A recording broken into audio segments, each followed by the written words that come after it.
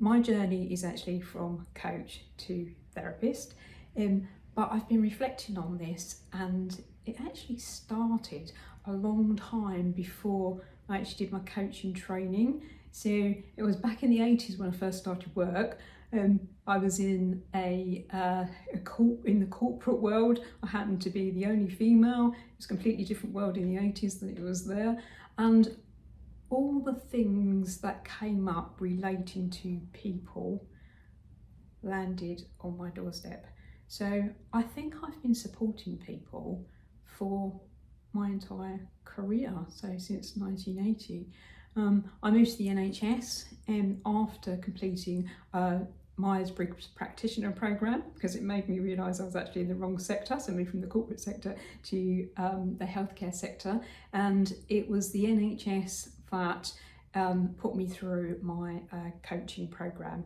So I was head of organisational development at the time, managed lots and lots of training functions, leadership development, and I was lucky enough to get a place on the coaching program. So it was accredited by Strathclyde University.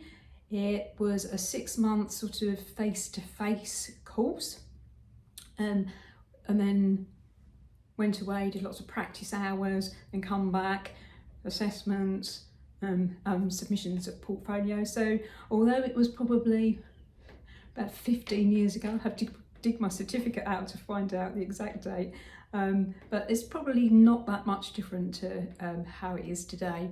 And I thoroughly enjoyed it. It was one of the best pieces of training that I've ever done. And I practiced for about 2 years after that as a coach within a leadership development setting. So we sort of helped NHS leaders grow.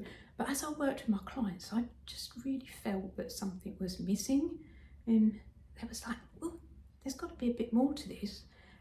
So after 2 years of practicing as a coach, I did the, was it brave or a bit silly? I jumped ship and signed up for my counselling degree.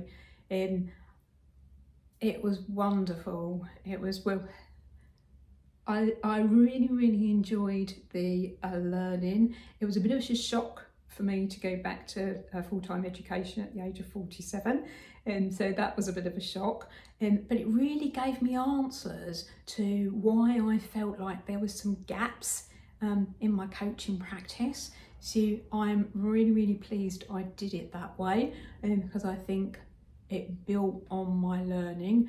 And after I become qualified, I did lots of counselling hours as a volunteer to build up my confidence. But I now work as a therapeutic coach, so I combine my coaching experience, my counselling experience, all my leadership development and organisational development and training experience, and for organisations and individuals who are experiencing stress or conflict in the workplace. So that's my journey.